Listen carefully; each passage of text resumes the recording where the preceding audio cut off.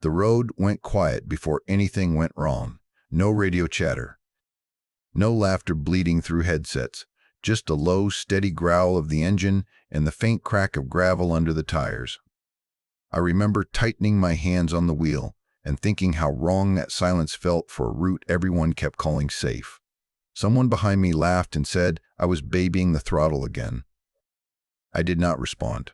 I was watching the mirrors, counting shadows that did not belong. The convoy was stretched too far. The spacing felt careless. The air itself seemed heavy, like the moment right before a storm breaks without warning. In my side mirror, I caught movement where there should have been nothing but drifting dust. My breathing stayed calm, but my stomach sank. I did not need confirmation. I already knew. The route was compromised. They had been calling me just the driver since the morning briefing. Said it like it meant small. Like the person behind the wheel did not decide how fast we moved or whether we made it home. I eased off the throttle and chose a different line than the one I was given. I knew it would make some people angry, but anger fades. Funerals do not. Subscribe to my channel, Lady Veteran Stories, for more real military stories, and tell me in the comments where you're watching from. I was a specialist in the United States Army Logistics Unit, assigned as a transport driver out of a small forward base tucked near the Dry Creek Range in eastern Arizona.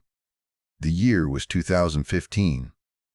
On paper, my job description was short and unimpressive. Move people.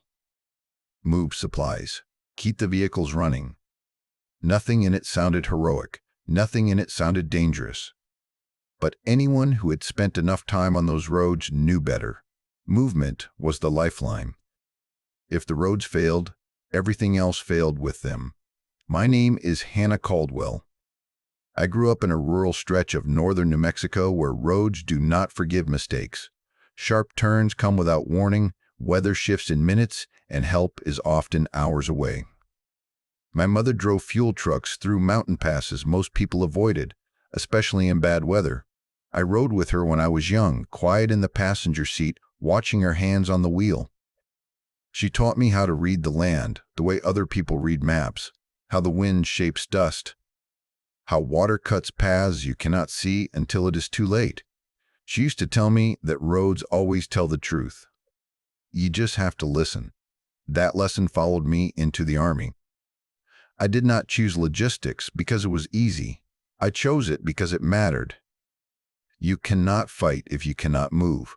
You cannot survive if supplies do not arrive on time. But at the base, drivers were invisible. We were support, background noise to the missions everyone else talked about. During briefings, eyes slid past me like I was part of the furniture. Questions were answered to louder voices. Sometimes someone would ask me to grab something or move aside, as if my seat at the table had been borrowed by mistake. I learned early not to waste energy correcting people. Instead, I prepared, quietly, methodically. I memorized routes until I could drive them in my head with my eyes closed. I stopped relying on maps and started trusting patterns. I studied where water pooled after rain, where sand shifted differently, where tire tracks did not make sense. I paid attention to places where the land felt wrong, where silence lingered a second too long. People mistook my quiet for nervousness. I let them. Silence is a kind of camouflage. That morning, the assignment came down just after first light. An outer route run. Supplies for a full battalion rotation. Food, equipment, replacement gear. It was a long drive through open terrain that had earned a reputation for being boring, supposedly low risk. The kind of mission where discipline softens and jokes come easier than caution. Those were the ones that worried me the most. Sergeant Kyle Mercer climbed into the passenger seat of the lead vehicle with the confidence of someone who had never been surprised by a road. He had opinions about everything. Routes, speed, spacing, and especially me. He joked about hoping I could keep up and asked if I needed directions. The other soldiers laughed, not cruelly, not loudly, but enough to make the point. I smiled once, the way you do when correcting someone is not worth the effort, and checked my mirrors instead. As we rolled out of the gate, engines settled into rhythm and the base disappeared behind us. I felt the familiar shift in my focus, the way everything narrows when movement begins. My world became distance, spacing, sound. I tracked each vehicle by reflection and shadow, adjusted speed by feel rather than numbers. No one noticed. No one needed to. That was the point. The land opened up as we moved farther out, flat and sun-bleached, the kind of terrain that tricks people into thinking nothing can hide there. I watched anyway. I always did. The first few miles passed without incident, and I could feel the convoy relaxing. Conversations picked up over the radio. Laughter came easier. That was when I leaned forward slightly and tightened my grip on the wheel. Because roads do not announce when they are about to turn on you. They wait for you to stop paying attention. The first hour passed the way uneventful drives always do, with engines settling into a steady rhythm and the sun climbing higher without urgency. The radio came alive in short bursts. A joke here. A complaint there. Then silence again. I listened more than I spoke, letting the noise wash over me while my attention stayed on the road. About 30 minutes in, I noticed tire marks cutting across our path at an angle that did not belong. They were too deliberate, too clean, and they crossed the road instead of following it. I filed it away without slowing down. When we stopped briefly to check loads and stretch legs, I mentioned it over the radio in a calm, even tone. Nothing dramatic. Just an observation. The answer came back quick and casual.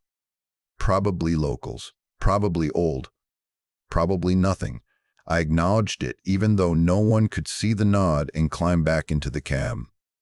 When we rolled out again, I widened the spacing without announcing it, easing the lead vehicle forward just enough to break any pattern that might have been forming. The farther we pushed into the range, the flatter the land became. That kind of openness makes people sloppy. It tricks you into thinking there is nowhere for danger to hide. I knew better. I watched shadows instead of the horizon, paying attention to how they fell and how they moved. Near a shallow wash, I slowed slightly. The sand there looked wrong. Not wind-shaped. Pressed down unevenly, like it had been disturbed by weight and then brushed over in a hurry. Someone laughed over the radio and told me to stop babying the route. I did not respond. I never argued with the road. When we reached the fork, I took the left without hesitation. The right was faster, smoother, and familiar. The left curved away, narrower and less traveled. It felt cleaner to me, like a room that had not been entered yet. The comments came immediately. Sergeant Mercer questioned the call, his tone half amused, half annoyed.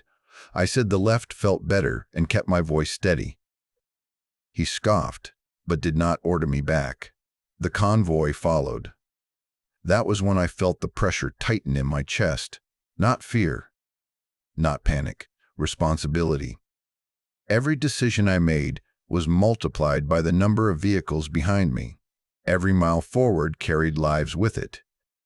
I stayed focused, adjusting speed, watching mirrors, counting distance between shadows and sun.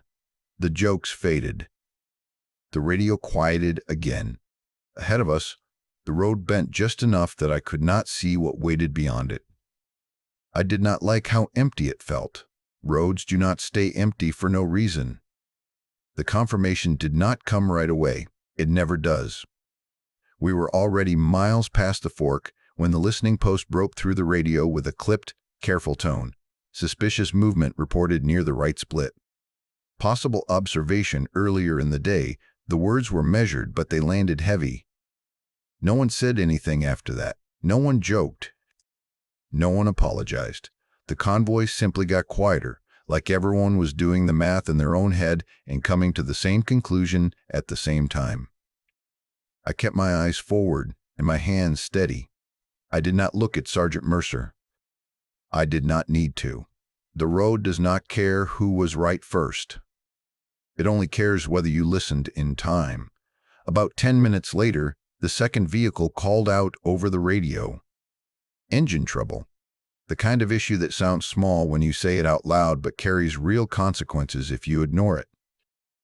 A belt was wearing thin, fraying just enough to be dangerous. Not catastrophic yet, but close enough that pushing forward would have been gambling with lives. I guided the convoy into a shallow depression off the main track, a place low enough to break our outline without boxing us in. I was out of my seat before the engine fully died, hands already reaching for tools. The heat came up off the metal and waves, but my movements stayed calm and practiced. I had done this before, more times than I could count. Someone asked how I knew what to do, the question half curious, half surprised. I did not look up when I answered. I told them engines did not care what your job title was. They only cared whether you paid attention. While I worked, the others stood watch, rifles angled outward, eyes scanning the ridgelines. I could feel the shift in the air. The easy confidence from earlier was gone. In its place was something tighter, sharper. Awareness. When I finished and wiped my hands, I caught Specialist Aaron Lowe watching me from a few steps back. His expression had changed. Less amused. More alert. Like he was finally seeing the whole picture instead of the label. We rolled again, and I adjusted formation without announcing it. Subtle changes. A little more space here, a little less there. Nobody questioned it. Nobody joked. That unsettled me more than the laughter had earlier. Silence meant they were starting to understand how thin the margin really was. When people go quiet like that, it is because they can feel how close the edge is. The land began to close in as we moved forward, not dramatically, but enough to notice. Low rises where there had been none, shallow cuts that could hide more than they appeared to. The shadows did not match the time of day anymore. They stretched in the wrong directions, pooling where the sun should have burned them away. My chest tightened with a familiar pressure, the one that comes when memory and instinct start speaking at the same time. I had felt it before. On other roads, in other convoys. Moments where everything looked fine on paper but felt wrong in your bones. I remembered faces from those days. Remembered the weight of being right when it made you unpopular, and the cost of being wrong when no one listened. Those memories did not scare me. They focused me. Sergeant Mercer shifted in his seat beside me, quieter now. He did not comment on my speed or my choices. He just watched the terrain roll past, his confidence dulled by the realization that this route was not as empty as it pretended to be. I could tell he wanted to say something, maybe an apology, maybe a question. He did not.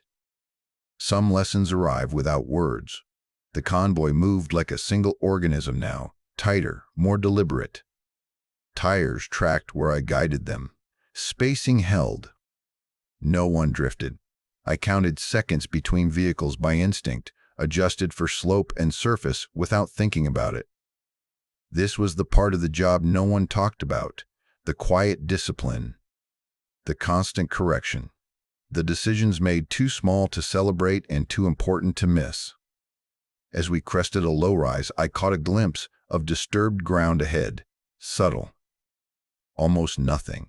The kind of detail that disappears if you blink at the wrong time.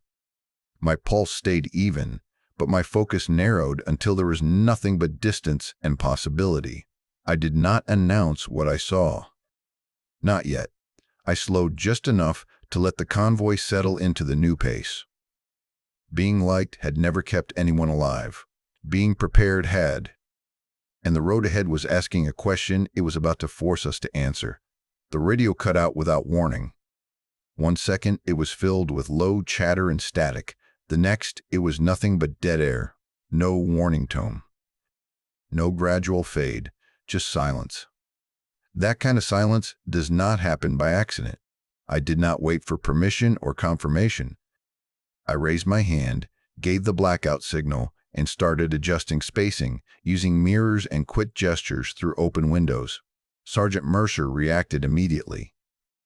He leaned forward in his seat, voice sharp, telling me I did not have the authority to change protocol like that. I did not argue with him. I did not explain. I told him to hold on, and then I took the wheel where it needed to go. I steered us off the road and into rough ground most drivers avoided on purpose. Rocks scraped the undercarriage. The suspension complained. Someone yelled behind me about damaging the vehicles. I kept moving. Roads are predictable. Predictability gets people killed. I widened the path, staggered the convoy, and broke the clean line we had been holding all morning. The explosion came seconds later, ripping through the place where the road used to be behind us. The sound hit first, deep and heavy, followed by a pressure wave that shoved dust and debris into the air. If we had stayed en route, we would have been tight and stacked exactly where someone wanted us. We would not have had room to move. We would not have had time. Complaints died in throats. Fear replaced them just as fast. I did not feel brave. I did not feel heroic. I felt clear. My focus narrowed until there was nothing but terrain and timing. I watched angles instead of targets, lines of sight instead of threats. I used the land the way it was meant to be used, letting slopes hide us, letting broken ground distort our shape. We moved like something unplanned, something that did not fit the picture someone had prepared for. Shots cracked from a distant ridge, sharp and sudden. They missed because we were no longer where we were supposed to be. Dust kicked up around us, but not close enough. I adjusted speed, slowed one vehicle, pushed another forward, keeping them out of sync. Chaos looks messy from the outside. From behind the wheel, it was controlled. Hands shook inside gloves. Breathing grew loud over open channels that no longer worked. Someone grabbed my shoulder from the back seat and shouted that I was going to get us all killed if I kept pushing like this. I did not turn around. I told him the truth. We were already on that path the moment we stopped thinking. Panic would finish what the enemy had started. He let go. The ground ahead dropped slightly, forming a natural break in the terrain. I guided the lead vehicle into it, using the depression to shield our movement. Tires slid. Engines strained. I kept my foot steady and my eyes forward. One mistake here would stack us on top of each other. One hesitation would freeze the convoy in the open. I did not hesitate. I signaled again, slow and deliberate, making sure each driver saw me before committing. They followed without questioning this time. Trust arrived fast when the alternative was dying confused. We moved through broken ground, rocks slamming into wheel wells, dust filling every space. My arms burned from holding tension in the wheel, but I did not loosen my grip. Another explosion went off farther away, close enough to remind us we were still being watched, far enough to confirm we were no longer where someone expected us to be. That distance mattered. Distance buys time. Time buys life. Sergeant Mercer was quiet now. No orders. No corrections. Just his hand braced against the dash and his eyes scanning the terrain like he was seeing it for the first time. I did not look at him. I did not need to. His silence told me everything. I thought about every mile I had ever driven. Every quiet lesson my mother taught me without knowing she was training me for this moment. How to trust your instincts without rushing. How to commit without second-guessing. How to keep moving even when your hands shake. The convoy stayed with me, vehicle by vehicle, matching my turns, my pace, my decisions. We were no longer a line on a map. We were something harder to predict, something harder to break. And as the dust thickened and the ground fought back, one truth settled in my chest, heavy and unmovable. This was no longer about getting supplies from one place to another. This was about survival. And survival belonged to whoever stayed calm long enough to think. Chaos does not always arrive screaming. Sometimes it tightens around you so slowly that you only notice when breathing feels harder than it should. Tires gripped rock instead of dirt. Engines strained at low speed. No one spoke. Every sound felt too loud, every movement too sharp. I leaned forward in my seat, eyes locked on the ground ahead, scanning for anything that did not belong. That was when I saw it. A thin line stretched low between two stones, almost invisible, unless you were looking for the wrong thing instead of the obvious one. It caught the light for half a second and disappeared again. I reacted without thinking. I threw my hand up and slammed the brake just enough to halt the lead vehicle without locking the wheels. The convoy stopped in a staggered freeze behind me. The explosion went off where we would have been, not where we were. The sound hit like a punch to the chest, deep and hollow, followed by a wave of dust and debris that rolled over us instead of through us. Rocks clattered down the slope. Someone shouted. Someone else swore. I kept my hand steady on the wheel and waited for the echo to die. That was the moment fear finally caught up with everyone. Not the loud kind, not panic. The real kind, the kind that strips rank and bravado and leaves only the understanding that you are alive by inches. No one argued after that. No one questioned my signals. When I lifted a hand or shifted the vehicle, they followed immediately. Trust arrived fast when the alternative was dying, frozen in the open. We moved again, slower now, pushing through terrain that punished every mistake. The ground chewed at tires and suspensions. Rocks scraped metal, dust filled mouths and eyes. Every decision carried weight. Go too fast and lose control. Go too slow and give someone time to adjust. I balanced speed by feel, listening to the engine, watching how the land rose and fell ahead of us. Shots cracked again from somewhere high and distant. They were probing now, searching for where we might reappear. We did not give them a clean answer. I kept us moving through broken ground, changing direction just enough to stay unpredictable. I used low rises to block lines of sight and shallow cuts to hide our shape. We were no longer a convoy. We were fragments moving together. Inside the cab, my heart finally started to pound. Not from fear, but from memory. I had been here before, in different places, on different roads. I remembered moments when I hesitated and paid for it, faces that still surfaced in quiet hours.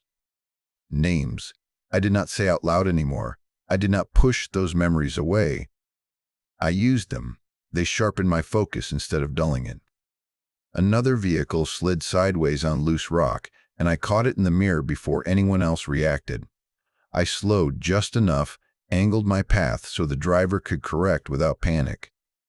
The vehicle steadied. No one spoke. No one thanked me. They did not need to. Survival does not pause for gratitude. The firing stopped as suddenly as it had started. No final shots, no warning, just absence. That absence was almost worse. Silence after violence makes you doubt yourself, makes you wonder if it is really over or just changing shape. I did not let us relax. We kept moving until the land opened and the ground felt neutral again, like it belonged to no one. Only then did I ease the speed back and let the engines breathe. Hands shook when people finally noticed them. Breaths came out in long, uneven pulls. Someone laughed once, short and sharp, then stopped. Sergeant Mercer wiped his face with his sleeve and stared straight ahead, his confidence stripped down to something quieter and more honest. No one looked at me like I was just the driver anymore. We did not chase. We did not celebrate. There was nothing to chase and nothing to celebrate. We were alive. That was enough. I kept us moving until distance separated us from the danger and time gave everyone space to feel what had almost happened. As the terrain smoothed and the sky widened again, I felt the tension slowly leave my shoulders. Not relief. Just the steady settling that comes when you know you made it through something that could have ended very differently. I loosened my grip on the wheel for the first time since the radio went dead. The road did not forgive us. It simply allowed us to pass. And I knew, with a clarity that sat heavy in my chest, that this was not over yet. The day still had its say. But whatever came next, they would listen now, not because of rank, not because of titles, but because when chaos tightened around us, staying calm had kept us alive. When the radios finally came back, it felt almost intrusive, like someone had stepped into a room that had been silent for too long. Static cleared, voices stacked over each other, and higher command started asking questions all at once. Where were we? Why were we off route? What had happened? I waited until the noise settled, then answered the way I always did. With facts. Routes taken. Hoing. Terrain. Terrain? Threats avoided. No opinions. No explanations that sounded like excuses. There was a pause on the line when I gave my name. Not a technical pause. Not interference. A human one. The voice asked me to repeat it. Slower this time. Then asked where I had trained. Not officially. Not what was on paper. The question came careful, like they already suspected the answer and wanted to be sure before saying it out loud. I felt the inside of my chest tighten, the way it does when the past reaches forward and taps you on the shoulder. I answered honestly and briefly. I gave them only what they needed. Nothing more. The acknowledgement that followed was quiet, but it carried weight. Not praise, not ceremony, just recognition. The kind that says someone understands exactly why your decisions worked and exactly how rare that kind of judgment is. I did not look around the cab when it happened. I kept my eyes forward, hands steady on the wheel, listening as command adjusted our instructions and cleared the remainder of the route with a different tone than before. No one in the convoy spoke for a long time after that. The engines hummed. Tires rolled. Dust settled. It felt like everyone was replaying the last stretch in their own head, seeing it differently now that they knew it had not been luck. Knowing changes things. It removes the comfort of believing survival was accidental. It forces you to admit that someone was carrying more responsibility than you realized. I could feel Sergeant Mercer shifting beside me, restless but quiet. The confidence he had climbed into the vehicle with that morning was gone, replaced by something heavier and more thoughtful. He did not question my speed. He did not comment on spacing. He watched the terrain with the focus of someone who had learned, too late, how close he had come to being wrong in a way that mattered. When he finally spoke, his voice was lower than I had ever heard it. He said he had been wrong. No qualifiers. No explanations. No attempt to soften it or turn it into a lesson for someone else. Just the words, offered plainly, like an admission made to himself as much as to me. I nodded once and kept driving. That was enough. Respect does not need to be loud to be real. Behind us, I could feel the convoy moving differently. Tighter. More deliberate. Drivers held formation without drifting. Gunners stayed alert without posturing. When I adjusted speed, they matched it without delay. When I shifted lanes to avoid uneven ground, they followed cleanly. No one needed reassurance anymore. Trust had replaced doubt, and it showed in every small decision. The rest of the route passed without incident, but it did not feel routine. There was an awareness in the air that had not been there before, a shared understanding that what happened earlier could not be undone, only carried forward. That kind of understanding leaves a mark. It changes how people move together. As we approached the final stretch, I let myself breathe a little deeper, not relief. Just acknowledgement. We had crossed something invisible out there. A line between assumption and reality, between underestimation and consequence. I thought about how easily it could have gone the other way, how close we had come to reports that would have been written in careful language and read by people who would never know the names behind them.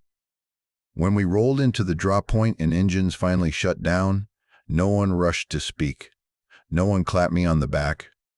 No one turned it into a moment. Soldiers dismounted quietly, checking vehicles, checking each other, moving with the subdued efficiency that comes after something serious. A few glances came my way, different now. Measuring. Respectful.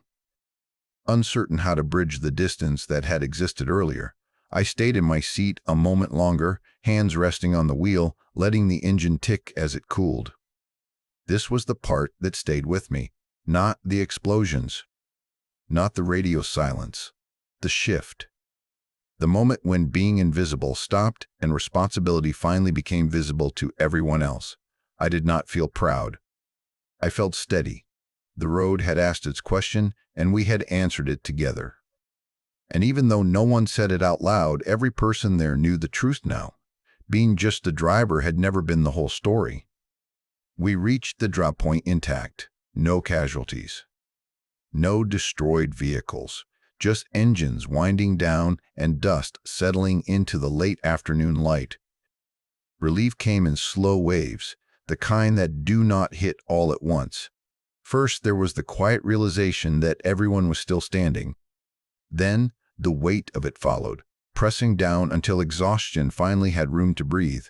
Reports were written in clean, careful language.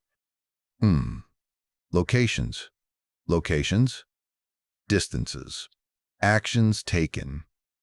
The words did their job, but they could not hold what the day had actually cost. They could not capture the silence in the cab when the radio went dead, or the way hands shook when no one was watching. Paper never holds that part. A few soldiers thanked me as they passed. No speeches, no performance. Just quick nods and low voices. Specialist Aaron Lowe stopped beside the truck and handed me a bottle of water. He did not say anything. He did not need to. That small gesture carried more weight than praise ever could.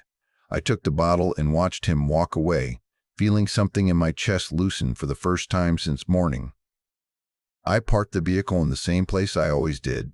No special spot. No attention drawn to it.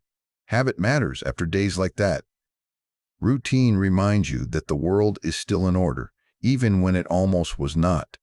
I pulled out my notebook and started sketching routes for the next run, marking places where the land changed and where it stayed quiet for too long. Roads do not stop being dangerous just because you survive one. They remember. As evening settled over the base, the noise level dropped. Generators hummed. Distant voices faded. The kind of tired silence that comes after something serious took its place. I ate without tasting much and went through the motions of cleaning my gear. Muscle memory carried me where thought did not need to.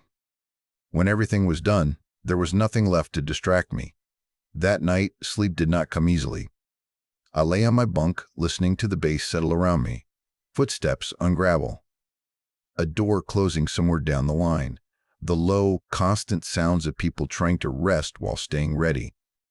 My mind replayed the day without asking permission. The moment I saw the wire. The split second where stopping or not stopping would have changed everything. How thin the space was between moving forward and never moving again. I thought about how easily silence can turn lethal.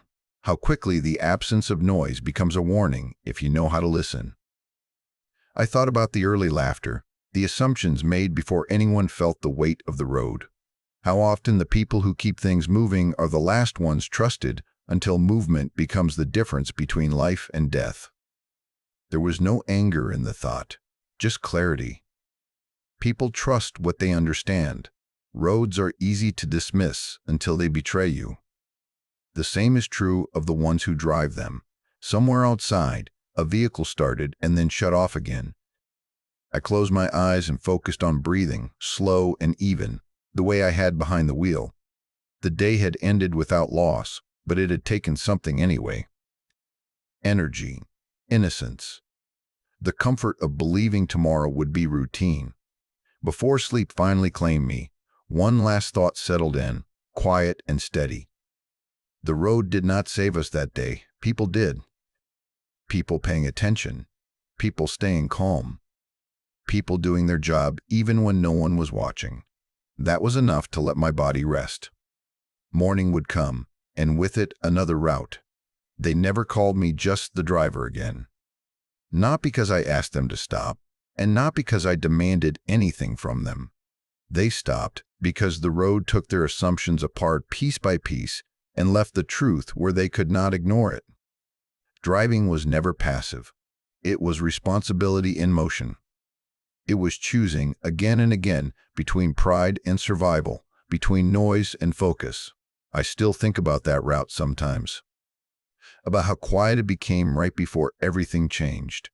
About how many lives rested on decisions no one was watching me make. Courage did not look loud that day. It did not shout orders or rush forward.